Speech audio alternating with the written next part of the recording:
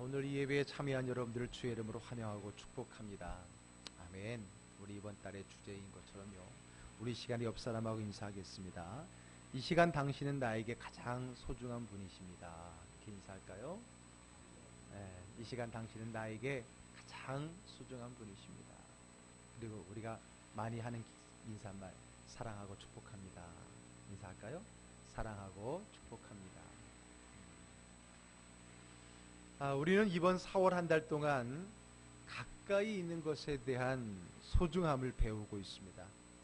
그래서 가까이 있는 우리 가족, 친구, 동료, 이웃들, 그 나와의 관계에 있는 사람들은 하나님께서 나에게 보내준 사랑의 대상입니다.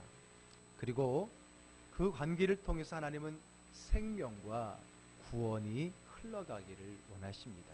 아멘입니까? 여러분에게 주어진 그 관계는 하나님 여러분 통해서 사랑과 그리고 생명, 구원이 흘러가기를 원해서 맺어준 관계라는 거예요.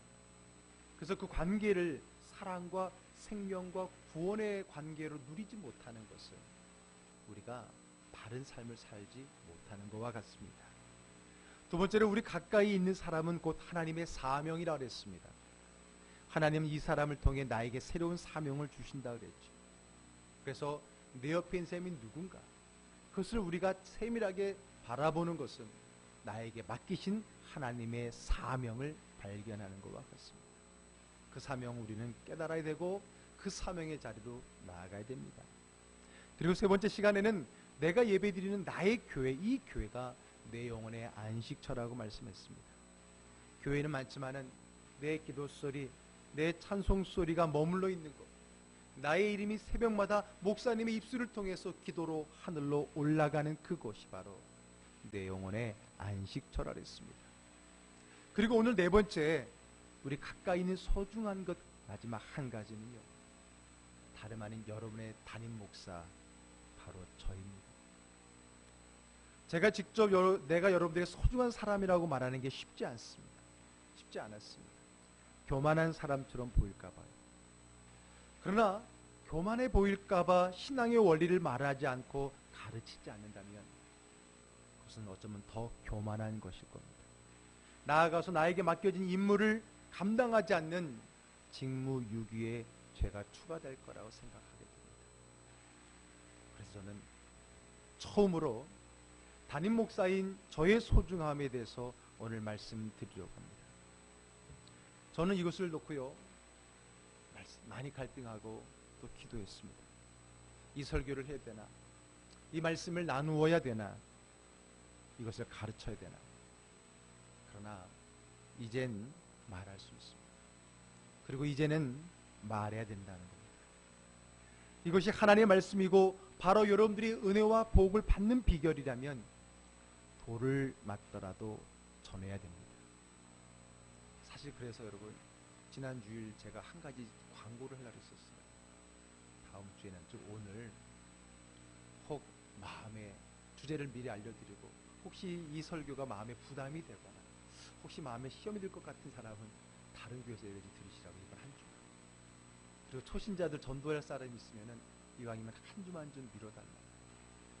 그리고 임산부와 심장이 약하신 분들은 가능한 한 이번 한 주만 다른 교회에서 예배를 드리고 와달라. 그렇게 광고를 하려고 했는데 지난주에 그런 걸 못했어요. 어쩌면 하나님이 우리 모두에게 들어야 될 하나님의 말씀이라고 생각하고 저는 오늘 그 말씀을 함께 증거하려고 합니다. 구약의 창세기 시대 때 믿음의 조상을 세우신 분은 하나님입니다. 하나님은 그 믿음의 조상을 통해 복이 가족들과 민족에게로 흘러가게 하셨습니다. 그래서 하나님은 그들을 복의 근원자라고 불러주셨습니다. 출애굽 시대 때는요, 모세와 제사장인 아론을 세우신 분은 하나님이십니다. 하나님은 그들을 통해서 백성들에게 말씀하셨고 그들을 통해서 백성의 문제를 해결해 주셨습니다.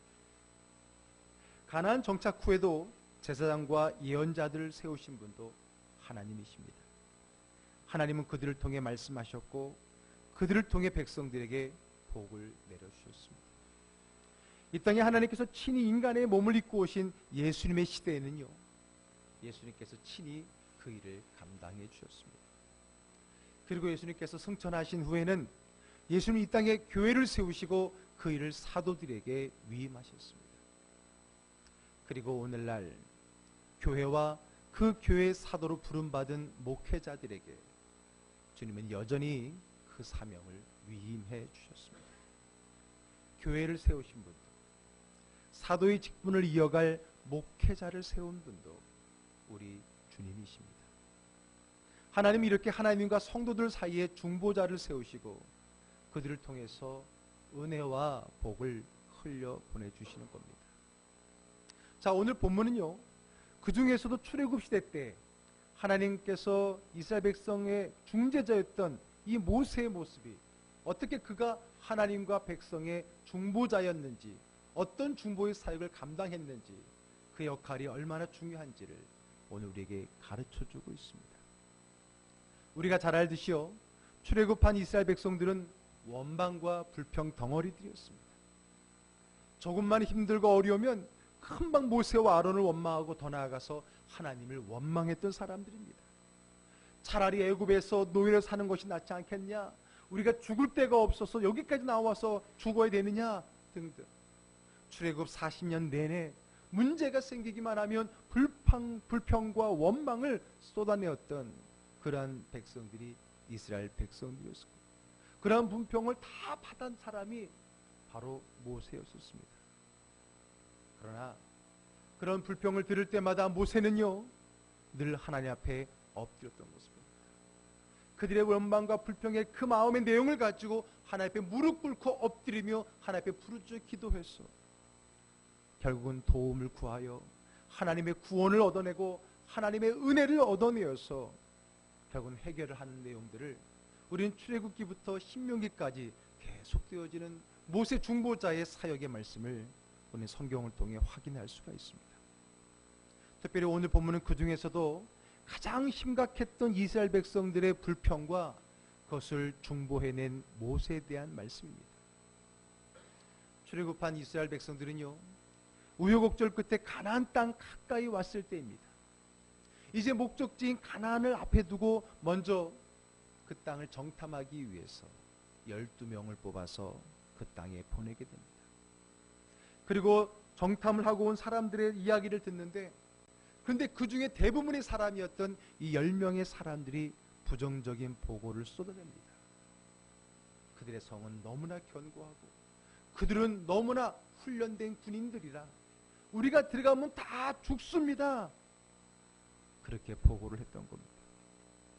이 보고를 들은 이스라엘 백성들은 밤새도록 통곡하며 울며 또다시 모세와 하나님을 원망하고 있습니다.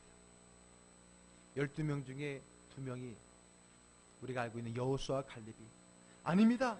그들이 강하지만 하나님이 우리를 도와주신다면 우리는 능히 이길 수가 있습니다 라고 말을 했지만 이미 10명의 보고에 의해서 마음이 다 부정적으로 바뀌어버린 백성들의 마음을 바꾸기에는 역부족이었습니다. 오히려 그렇게 보고를 하는 그 2사람을 오늘 성경에는 돌로 쳐 죽이려고까지 했다라고 말하고 있습니다. 이 상황을 보면서, 이 일련의 상황들을 보면서 하나님은요, 분노하셨습니다. 그전에는 그들이 원망하고 불평하면 모세가 그 원망을 가지고 앞에 나아가면 하나님이 나름대로 이해하시고 응답해 주셨었는데, 이번만큼은 하나님이 도무지 그 주체하는 분노를 주체할 수가 없었다고 성경은 말하고 있습니다. 오늘 말씀 12절의 말씀 한번 읽어보겠습니다. 내가 전염병으로 그들을 쳐서 멸하고 내게 그들보다 크고 강한 나라를 이루게 하리라. 누가 하신 말씀입니까? 하나님이 하신 말씀입니다. 내가 전염병으로 그들을 다 쳐서 여기서 죽여버리고 내가 다시 너를 통해 새로운 민족을 만들겠다라고 하나님이 얼마나 화가 나셨으면 그런 말씀하셨습니다. 그동안 이스라엘 백성들이 죄를 짓고 원망과 불평을 쏟아내도 하나님의 분노는 이 정도는 아니었었습니다. 가나안으로 가야 하기에 참아주셨어요. 그런데 이제 가나안으로 못 가겠다는 거 아닙니까? 안 가겠다는 거 아닙니까? 이것은 참을 수가 없습니다. 가나안을 안 가겠다면 참을 이유가 없는 거지요. 그래서 하나님의 분노는 극에 달하게 됩니다. 바로 그때 하나님이 세우신 중보자여 중재자였던 이 모세가 하나님께 또 무릎을 꿇습니다. 그거 이번에는 기도를 하기보다는 분노하신 하나님을 설득하고 하나님께 권하는 이야기를 해나가기 시작합니다. 13절의 말씀 한번 읽어보겠습니다. 모세가 여짜오되 여호와께 여짜오되 애굽인 중에서 주의 능력으로 이 백성을 인도하여 내셨거늘 그리하면 그들이 듣고, 이렇게 말씀이 시작됩니다. 하나님이 이끌어내셨는데 이제 하나님이 그들을 죽이신다면 이 모든 것을 지켜보고 있는 뒤에 있는 애굽인들, 앞에 있는 가나안 사람들이 이 모습을 보고 누구를 우습게 보겠냐는 거예요. 하나님을 우습게 보지 않겠냐는 거예요. 하나님이 욕되게 되는 것 아니겠느냐라고 오히려 모세가 하나님께 이야기하고 있는 겁니다. 16절도 읽어볼까요? 여호와가 이 백성에게 주기로 맹세한 땅에 인도할 능력이 없었으므로 광야에서 죽였다 하리다. 이것을 보는 다른 이방 민족들이 야하, 저들의 하나님이 능력이 없어서, 가나안에 이길 능력이 없어서 광야에서 다 죽여버렸구나, 이렇게 말하지 않겠느냐. 결국 하나님 손해보는 거 아닙니까? 그렇게 말하면서 살짝 하나님의 자존심을 건드리면서, 그러면서도 하나님의 자비와 능력을 구하고 있습니다. 17절도 읽어보겠습니다.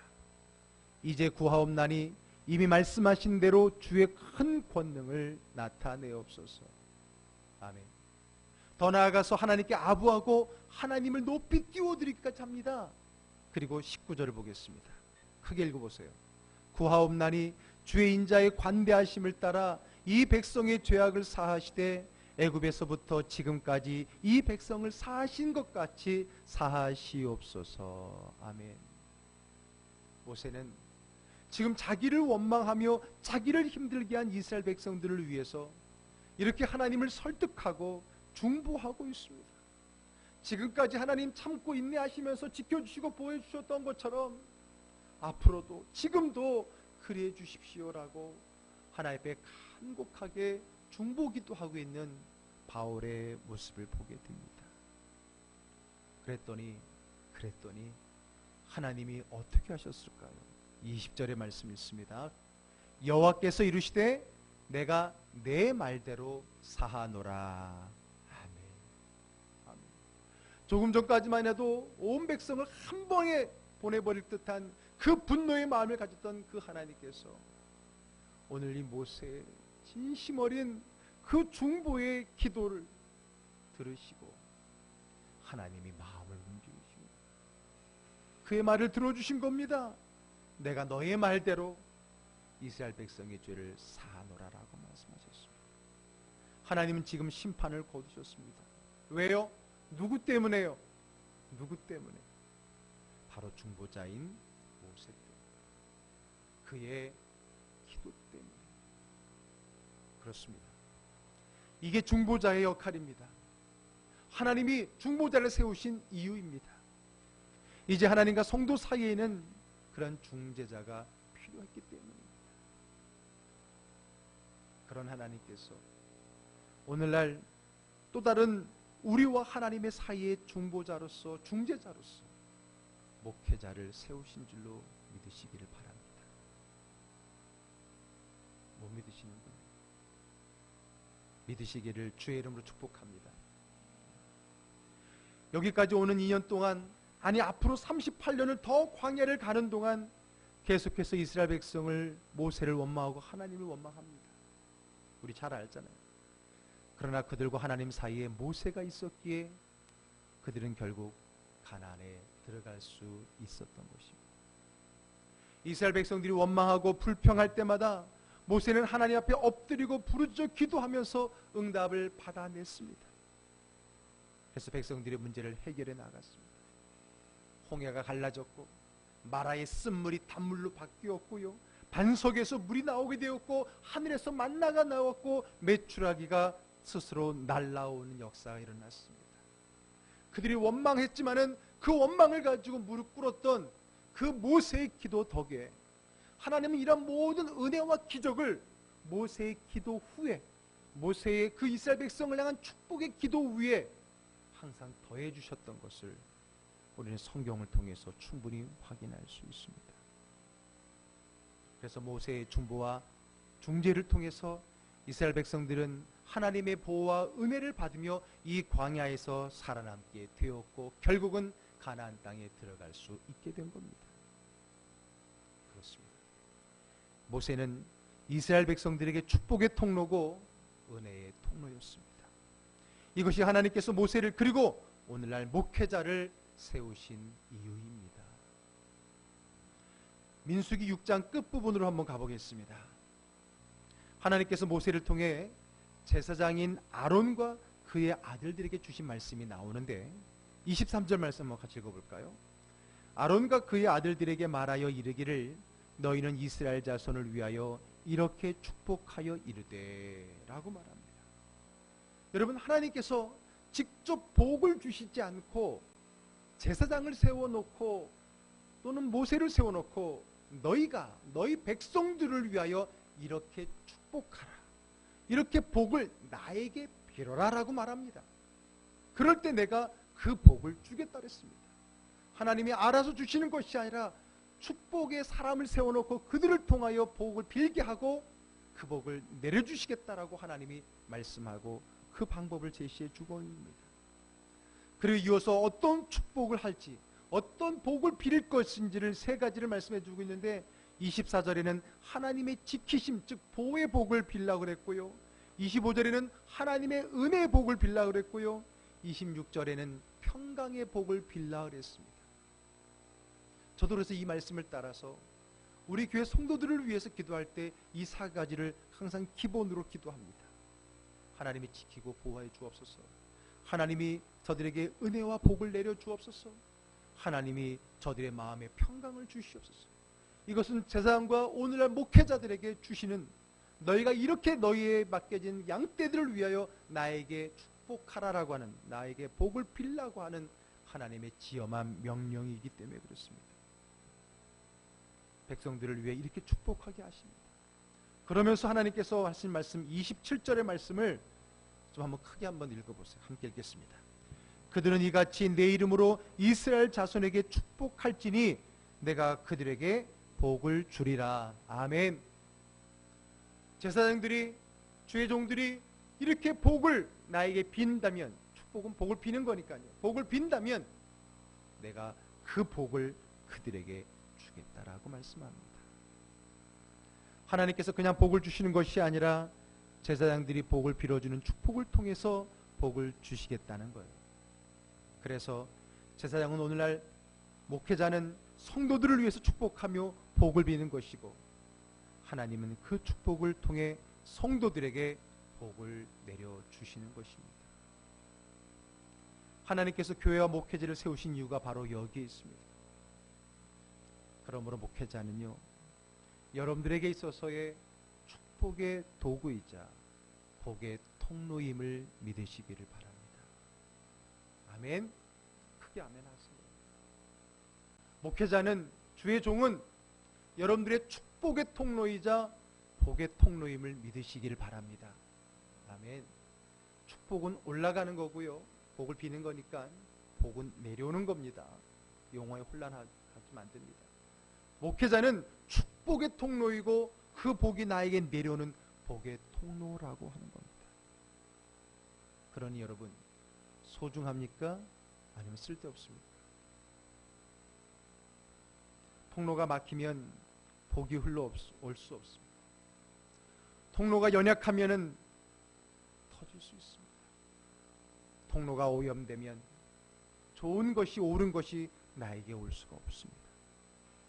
그러므로 성도들은요, 목회자, 특히 저를 위해서, 여러분의 담임 목사인 저를 위해서 기도하고 축복하는 담임 목사님을 소중히 여겨야 합니다.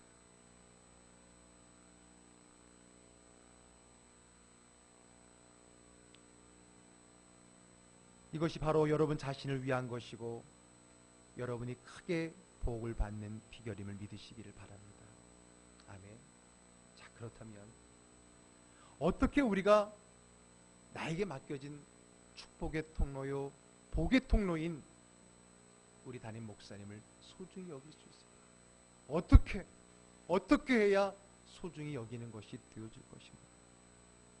첫째는 배나 존경해야 됩니다. 어떻게 존경하라고요? 배나 존경하라. 디모데전서 5장 17절의 말씀 읽겠습니다.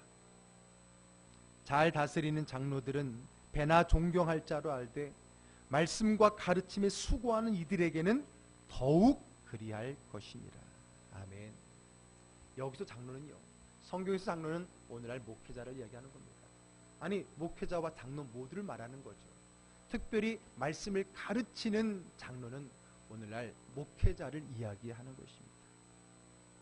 오늘 여기서 잘 다스리는 장로들을 배나 존경하되 특별히 말씀과 가르침에 수고하는 그 목회자들에게는 더욱 그리해야 된다라고 오늘에게 말씀해주고 있습니다.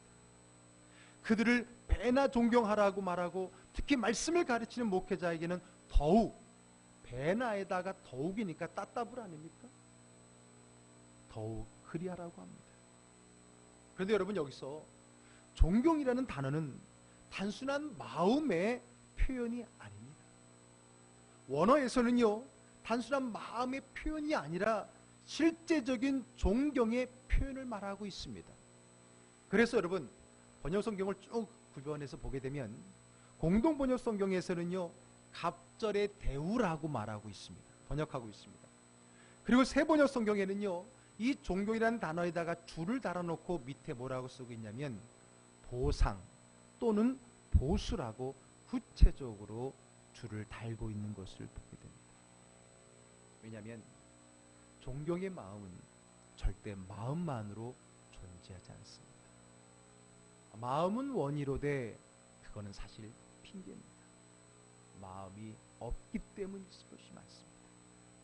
사랑하는 즐거운 가족 여러분, 나에게 말씀과 가르침에 수고하는 담임 목사를 존경하기를 주의 이름으로 부탁드립니다. 그러면 우리 목사님이 교만해질까 봐요? 걱정하지 마십시오. 그것은 여러분들이 고민하고 기도할 제목이 아니라 그것은 제가 고민하고 제가 기도할 제목입니다. 그것은 하나님과 저의 문제이고 목회자인 제가 하나님 앞에서 두렵고 떨림으로 항상 붙들고 있는 기도의 제목이라고 말씀을 드립니다. 여러분들의 담임 목사를 더 많이 사랑해 주기를 주의 이름으로 부탁드립니다. 누구를 위해서요? 바로 여러분 자신을 위해서입니다. 두 번째로, 좋은 것으로 함께 하십시오. 갈라디아서 6장 6절의 말씀 읽겠습니다. 가르침을 받는 자는 말씀을 가르치는 자와 모든 좋은 것을 함께하라. 모든 좋은 것을 함께하라. 저에게는요, 참 저를 많이 섬겨주는 여러 분들이 있습니다. 근데 그분들 중에 많은 분들은 우리 즐거운 교회 교인들이 아닙니다. 그럴 때마다 그들이 나를 섬겨주고 나를 위해서 많은 것을 섬겨줄 때 참 감사하지만 한편으로는 슬플 때가 있습니다. 처음에 개척을 해서 성도들이 없을 때는 그들의 섬김이 너무나 귀했고요, 감사했고요, 적절했습니다. 어떻게 하나님께서 정말 그 필요를 맞추어서 적절하게, 그래서 우리는 흔히 그를 까마귀라고 말하죠.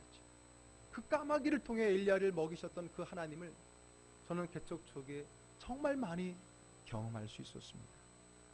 그런데 지금은 적어도 내 교인들이 있는데, 적어도 내가 기도해주고 내가 그들을 새벽마다 부르짖어 기도해주는 나의 교인들이 있는데, 여전히 나는 우리 교회 바깥에 다른 분들에게서, 외부에서 그 섬김을 여전히 받고 있다고 한다.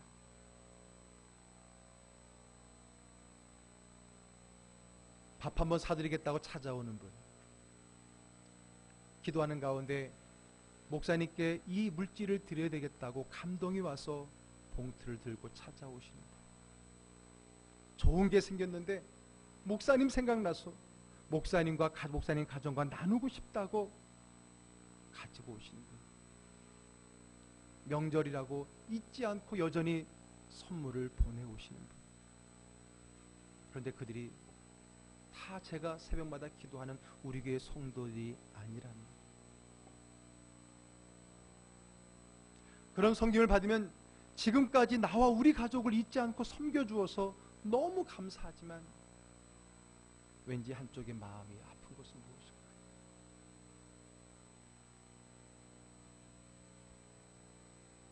좋은 것으로 나의 목사님과 함께하는 것은, 우리 목사님을 위한 것은 곧 나를 위한 것이기 때문에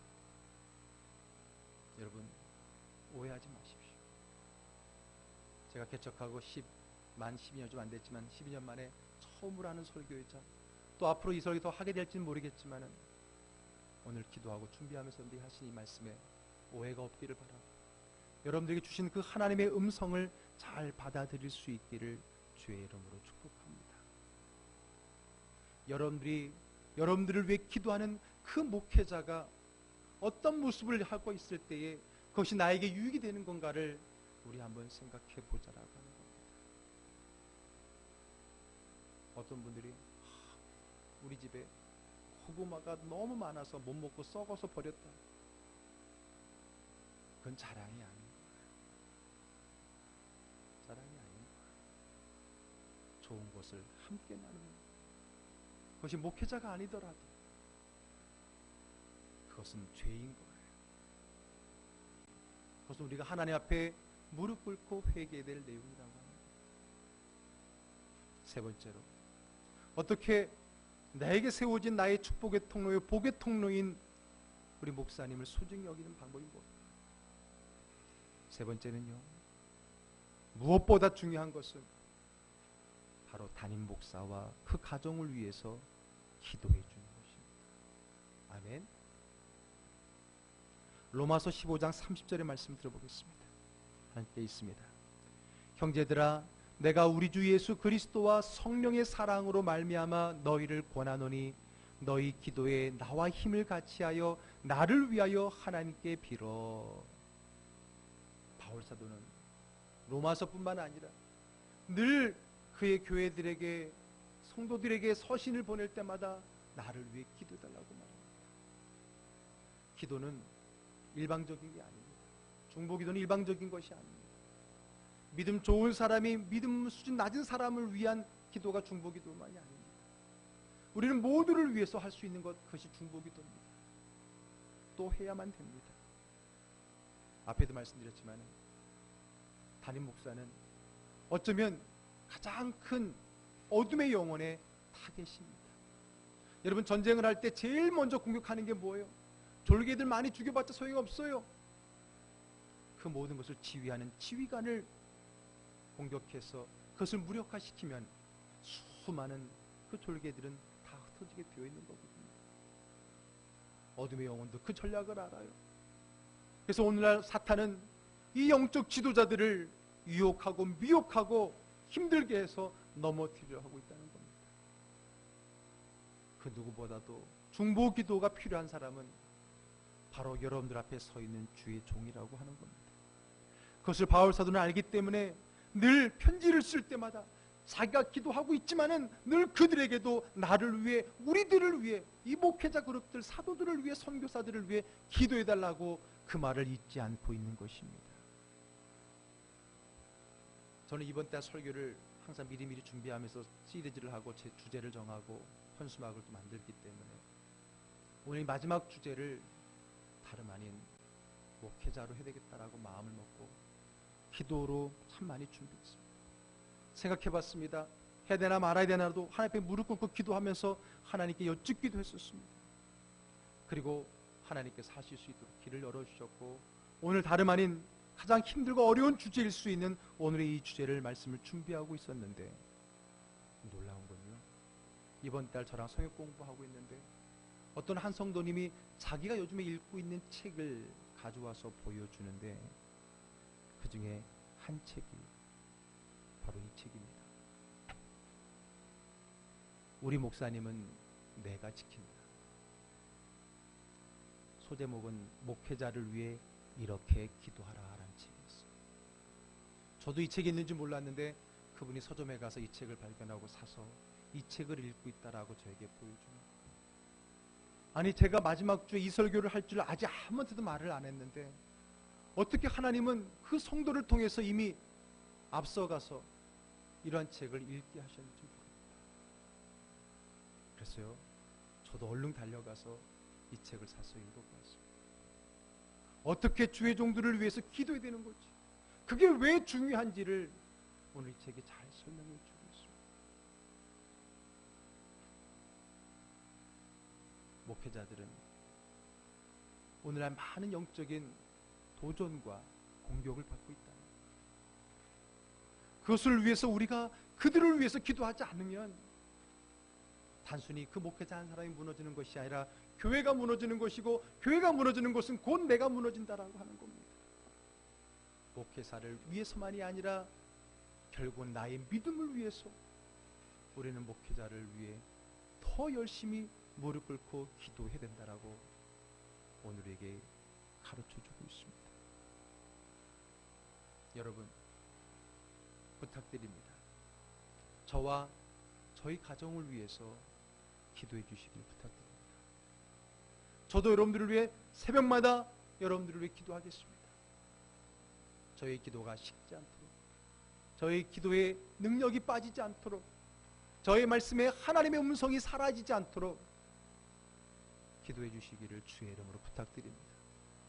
제가 온전히 여러분들을 위해서 말씀을 전하고 여러분들을 위해 기도할 수 있도록, 거기에 집중할 수 있도록 저의 모든 어려움을 막아달라고, 오직 하나님의 말씀을 전하는 일과 기도하는 일에 전념할 수 있도록 하나님, 우리 목사님을 지켜주고 보호해달라고 기도해 주시기를 주의 이름으로 부탁드립니다.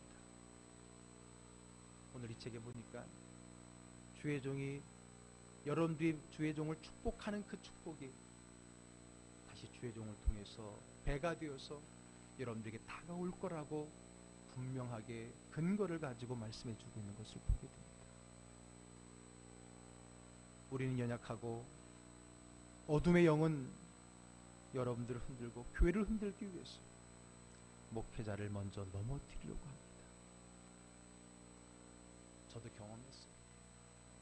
저도 경험했습니다. 제가 힘들고 어려웠을 때에, 저도 영적으로 다운되고 힘들고 어려웠을 때에 교회가 힘들고 왠지 모를 은혜의 분위기가 사라지는 그런 것을 저도 경험했습니다.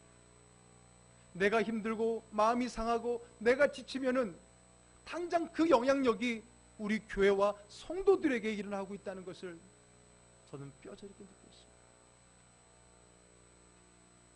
반대로 내가 하나님의 은혜가 넘치고 나에게 기쁨과 즐거움이 넘칠 때에, 그리고 내가 행복함을 느끼고 믿음 안에 사역 가운데 즐거움을 느낄 때에 그 모든 선한 영향력은 우리 교회 성도들과 그리고 새롭게 찾아오는 그 사람들을 통해서 하나님이 보여주시는 것을 저는 체험했습니다. 우리 즐거운 교회, 즐거운 가족인 여러분들에게 그런 은혜의 체험의 길이 열리기를 주의 축복합니다. 마지막으로 오늘 제목이 은혜의 통로 우리 목사님이잖아요. 오늘 말씀의 제목이 은혜의 통로 우리 목사님. 그냥 목사님도 아니고 담임 목사님도 아니고 우리 목사님이라고 제가 적었어요. 여러분, 오늘날 목회자가 얼마나 많습니까? 지난주에 교회 얘기하면서 교회가 얼마나 많습니까? 우리 교회보다 더 크고 아름답고 좋은 교회, 분위기 좋은 교회, 사랑이 넘치는 교회, 은혜가 넘치는 교회 얼마나 많습니까? 저는 우리 교회가 그들보다 더 나은 최고의 교회라고 말할 수 없습니다. 그러나 우리가 이 교회가 더 나에 가까운 것은 나의 교회이기 때문이라 했지 않습니까? 마찬가지입니다. 오늘날 목회자가 많습니다. 이번에 우리 교단에서 목사 안수식을 제가 또 지방 회장인가 가서 했는데 이번에도 한 100여 명 목사 안수 받더라고요. 우리 교단에서는. 그러면 많은 교단들 해마다 쏟아져 나오는 목사님들이 얼마나 많습니까? 다 귀합니다. 제가 그들보다 뛰어나고 내가 그들보다 설교를 잘하고 제가 그들보다 영성이 많다라고 저는 말할 수 없습니다. 사실 그 부분에서 많은 부끄러운 부분이 많습니다. 그럼에도 불구하고 제가 여러분들에게 오늘 이 설교를 할 수 있는 것은 제가 그 많은 목회자들 중에 제가 여러분들을 위해서 기도하는 목사이기 때문입니다. 그 많은 목사들 중에 아닌 바로 제가 여러분들에게 여러분의 문제를 가지고 새벽마다 무릎 꿇어 기도하는 목회자이기 때문에 그렇습니다. 요즘은 성도들이 월요일부터 금요일까지 인터넷과 TV를 통해서 내노라 하는 유명한 정말 능력 있는 설교자들의 설교를 많이 듣습니다. 여러분, 저는 적극 권장합니다. 정말 여러분 시간 나는 대로 다른 것 보지 마시고 말씀을 많이 듣기를 주의 이름으로 권면해 드립니다. 저에게 보충받지 못하는 그 많은 더 많은 말씀 받을 수 있기를 바랍니다. 그러나 분명히 한 가지는 알아야 됩니다. 일주일 동안 그 말씀 듣고 와서 그 훌륭한 그 목사님의 말씀에 비추어서 비교해서는 안 됩니다. 그것은 비교하기 위한 것을 듣는 것이 아닙니다. 만약에 나도 모르게 비교가 되어진다면 죄송하지만은 그 설교를 잠시 듣지 말아야 됩니다. 제가 그 놀라운 그 유명한 능력 있는 설교자보다 나은 것 한 가지 있습니다. 뭐냐? 그 설교자는 여러분을 모르지만 저는 여러분들을 안다. 그 설교자가 여러분들을 위해 기도하지 않지만은 저는 여러분들을 위해 기도하고 있다는 것. 그것이 감히 제가 이 설교를 여러분들 앞에 할 수 있는 이유입니다. 마지막으로 오늘 제목이 은혜의 통로 우리 목사님입니다. 그냥 목사님, 담임 목사님이 아니라 우리 목사님이라고 했어요. 여러분들에게 그런 마음이 있기를 주의 이름으로 축복합니다. 우리 목사님, 나의 목사님, 그런 마음이 있을 때에 그것을 통해서 내 은혜가 흘러가게 되는 겁니다. 전에 제가 그런 얘기했죠. 여러분 믿음 생활 잘하고 은혜 받고 싶으면은 담임 목사님과 관계가 좋아야 돼요. 저는 제 입에서 그런 말이 나올 줄 몰랐어요. 제가 젊은 시절에. 근데 목회를 하고 보니까 그게 틀린 얘기가 아니더라고요. 목사님하고 관계가 불편한데 그 말씀의 은혜가 됩니까? 교회가 오고 싶습니까? 아니죠. 저를 위해서가 아니라 여러분들을 위해서입니다. 그래서 우리 목사님이 근심이 아닌 즐거움으로 목회하게 해야 됩니다. 마지막으로 히브리서 13장 17절의 말씀 읽어보겠습니다. 크게 읽습니다. 너희를 인도하는 자들에게 순종하고 복종하라. 그들은 너희 영혼을 위하여 경성하기를 자신들이 청산할 자인 것 같이 하느니라. 그들로 하여금 즐거움으로 이것을 하게 하고 근심으로 하게 하지 말라. 그렇지 않으면 너희에게 유익이 없느니라. 여러분들의 목사가 여러분들을 위해 기쁘게 기도할 수 있도록 즐겁게 기도할 수 있도록 하라는 거예요. 그렇지 않으면 나에게 유익이 없다라고 말하고, 이거는 내 말이 아니고 우리 선배 말이 아니라 오늘 성경의 말씀인 것입니다. 우리 어르신들은요, 우리 옛날 우리 부모님 세대는요, 목사님 기도하실 때 한 번 더 나를 더 기억해 주기를 바라는 마음을 가지고 어떻게든지 목사님과의 관계를 더 깊이 가져보려고 애썼던 것을 봅니다. 물론 여러분, 목사님이 주님이라는 게 아닙니다. 목사님이 예수님이라는 게 아니에요. 그러나 그 복의 흐름의 원리를 안다면 우리는 그런 자극적인 용어를 쓰지 않고도 충분히 이해하고 충분히 우리는 신앙생활을 할 수 있는 겁니다. 오히려 하나님의 깊은 은혜의 말씀을 모르는 사람들이 그것을 가지고 회복의 통로를 막는 경우를 볼 때 안타까운 것입니다. 여러분 걱정하지 마세요. 저는 그래도 여러분들을 위해서 기도하기를 기뻐하고 즐거운 목사입니다. 아이고 이제 큰일 났다. 이제 내가 좀 잘못 보이면 목사님 내 기도 안 해주고 나 복 안 주면 큰일 나겠다. 그런 불안한 마음을 조장하고 그런 여러분들에게 협박을 하는 설교를 들으시면 안 돼요. 여러분들이 하나님의 은혜와 복을 더 많이 받는 하나님 나에게 주신 그 은혜의 통로 우리 담임 목사님과의 그 믿음의 관계를 잘 누릴 때에 그것이 여러분들에게 더 큰 은혜가 되는 줄로 믿습니다. 저는요 요즘에 행복해요. 즐거워요. 저는 제가 우리 즐거운 교회 교인들 때문에 행복하고 즐거울 때 이 설교를 할 수 있게 돼서 너무나 감사해요. 힘들고 어렵고 상처받았을 때 제가 이 설교를 했더라면 저는 더 비참하고 힘들었을 줄 몰라요. 그러나 여러분 지금은요 너무 행복하고 즐거워요. 여러분들 때문에 다시 처음 교회를 시작했던 그 마음의 열정이 저에게 살아나는 것 같아요. 그런 마음으로 오늘 여러분에게 말씀을 전합니다. 그 말씀을 통해 하나님의 더 깊은 은혜의 자리로 나아갈 수 있는 저와 여러분 되기를 주의 이름으로